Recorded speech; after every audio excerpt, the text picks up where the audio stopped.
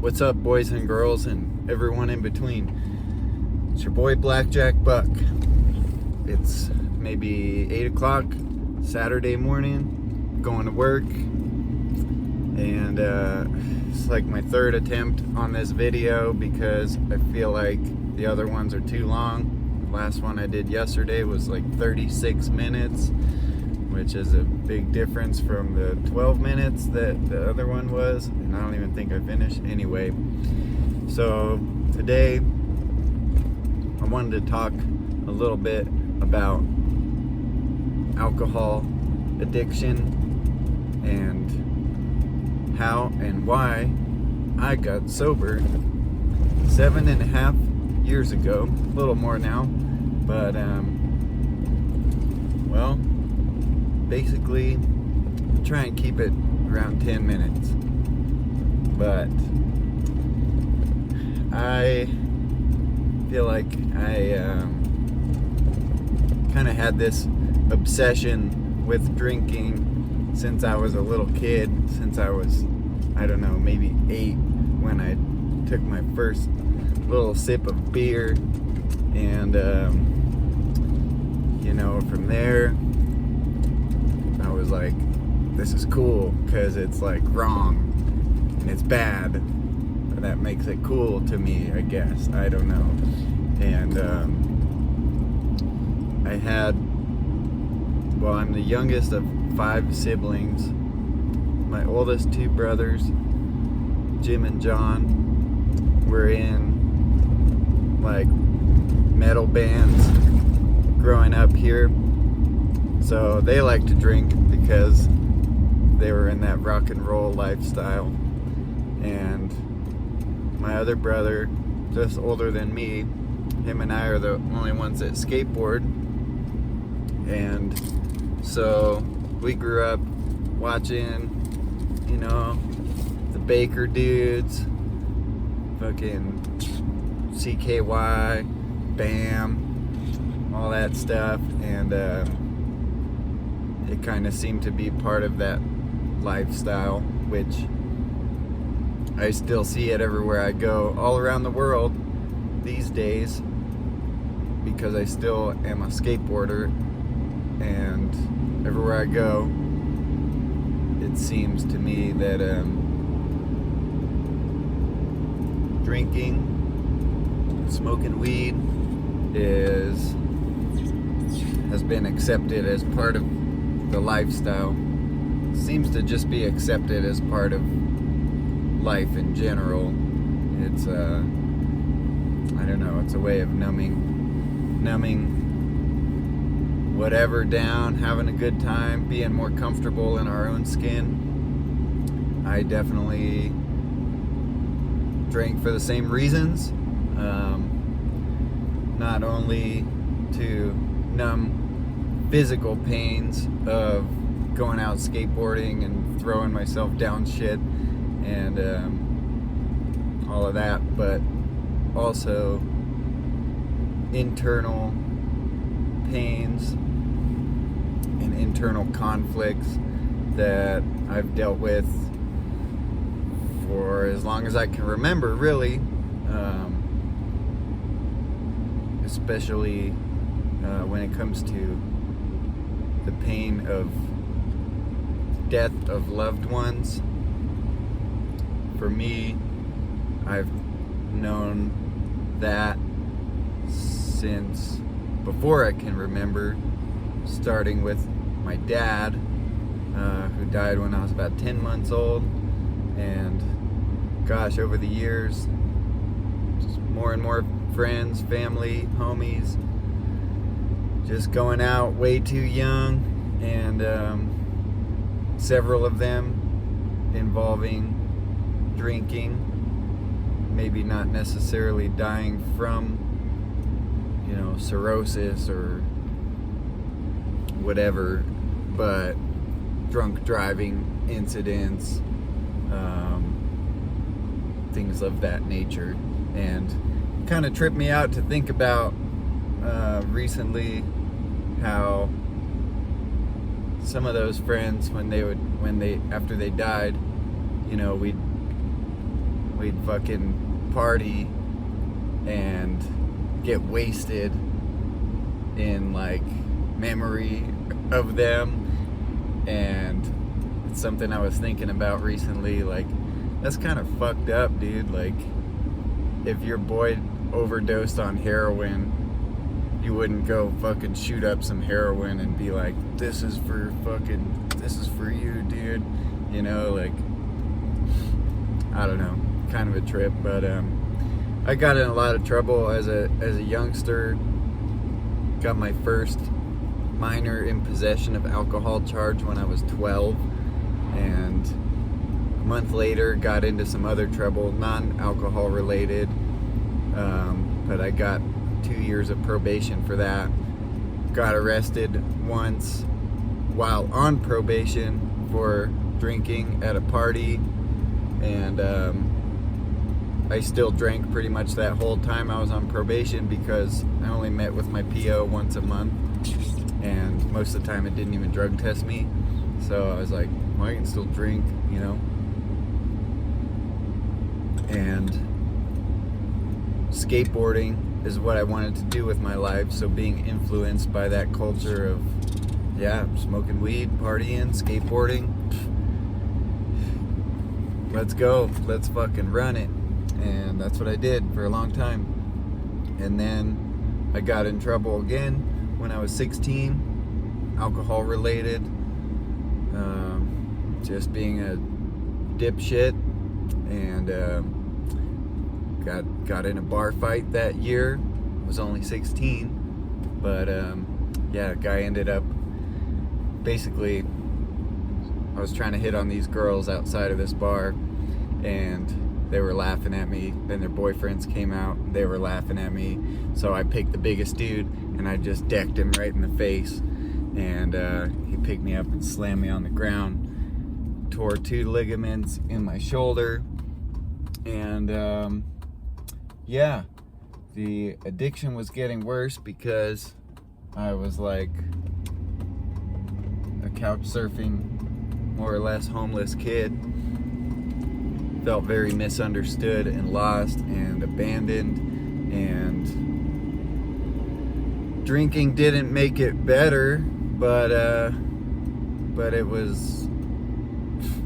did something for me. I'm not sure what, but but it didn't make me feel better, and eventually kind of started looking into other things, you know, pills and things, and but I didn't get too far down that road, thank God. And I got sent away. I got sober in Baltimore, Maryland. I had to live with my uncle because he was the only person that would take me in at that point. And so after that, I moved back to Denver. About 18 months into my sobriety, I started drinking again because now I was 18 and I was a man. And I moved into my own apartment, and I was like, I got this, dude, no worries. Well, that led to another 3 years of 6 years, 5 years of just super hard drinking.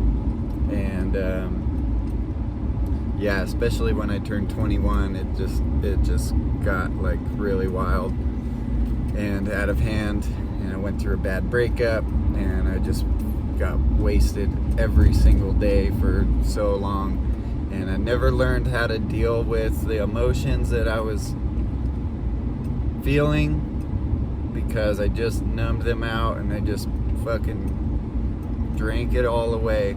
And I didn't realize that until recently when I went through a breakup sober and was like, holy shit, dude, like, yeah, I never learned how to deal with this stuff because every other time I just drank and drank. And I remember not remembering a lot of nights. I definitely was just a blackout drinker. I'd like to get a 40 and a half pint of 99 bananas and just kind of take myself out of this world.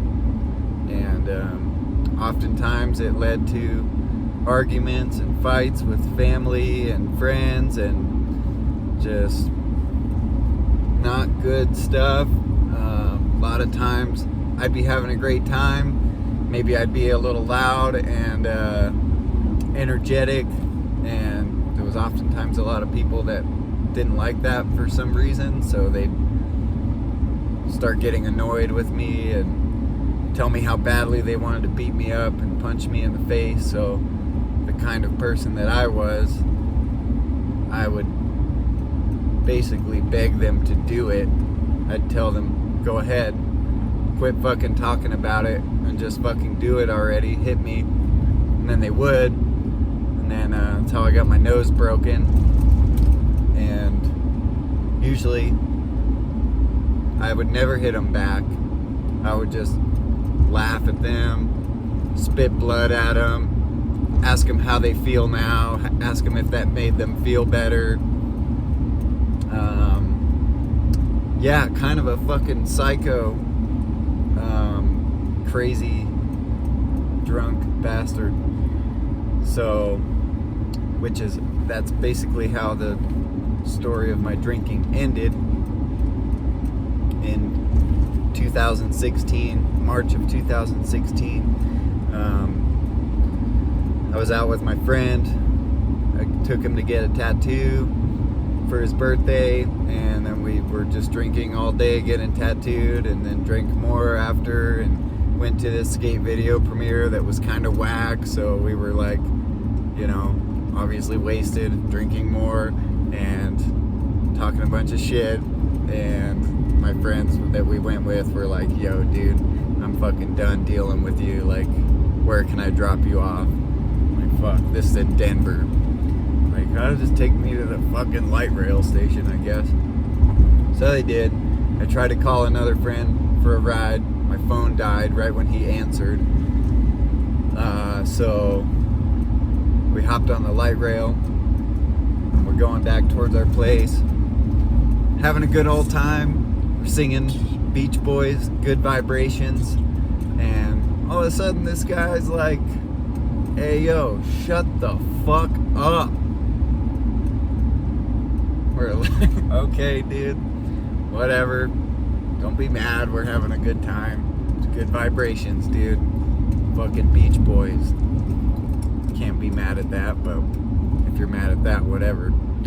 Anyway, so we shut up for a little bit, and we went to get off at our stop, and this dude opens his mouth again.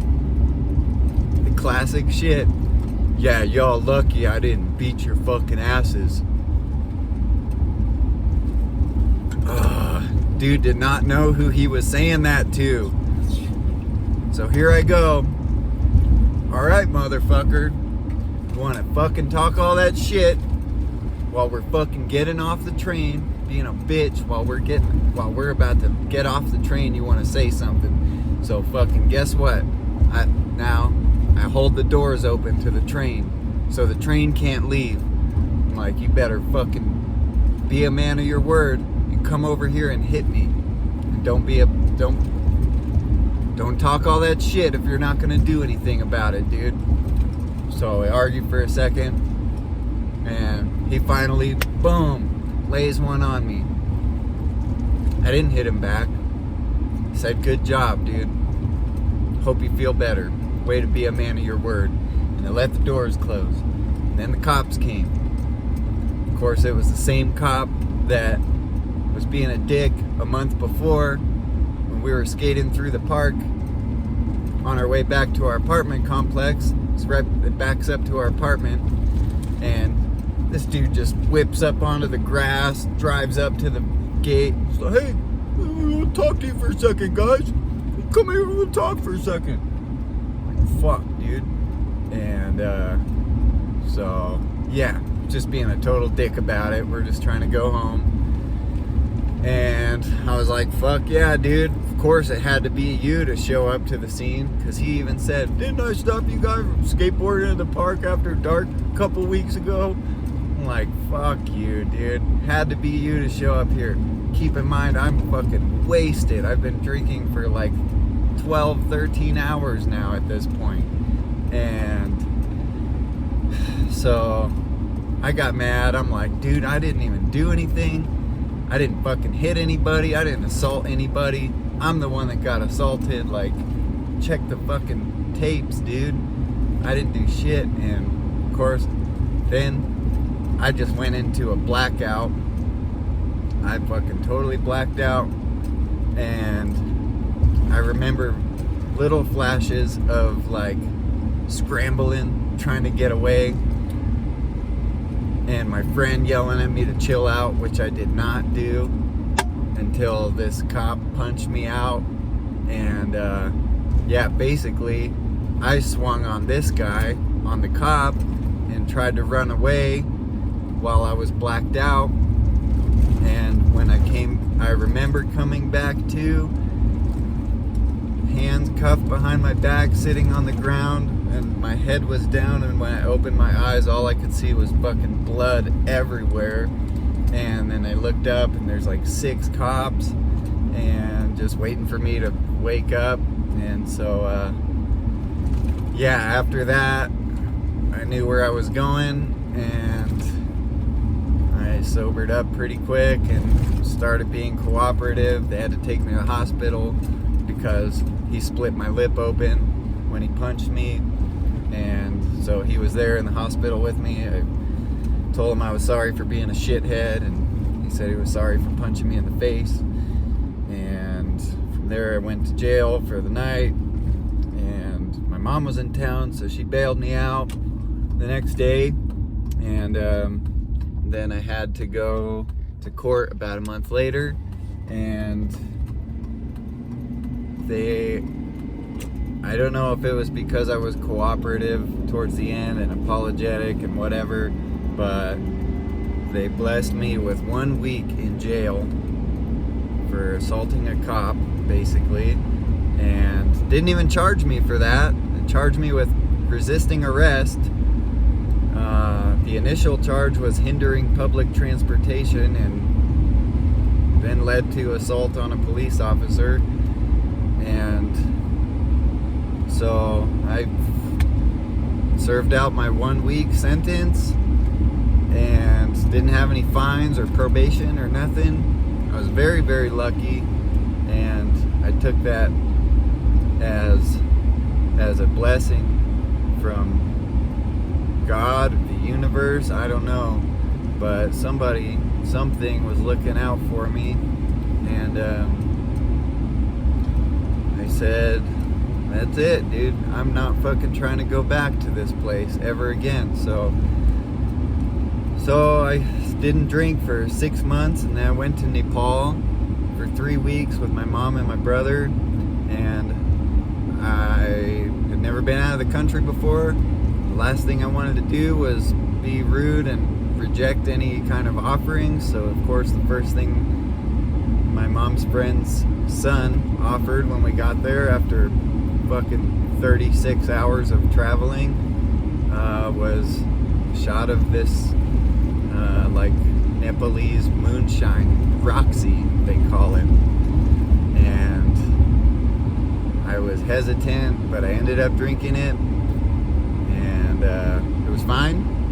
But then 2 weeks into the trip, I'm like, shit, dude, I've been fucking drunk every day of this trip. This is crazy. Like, how did that happen? You know?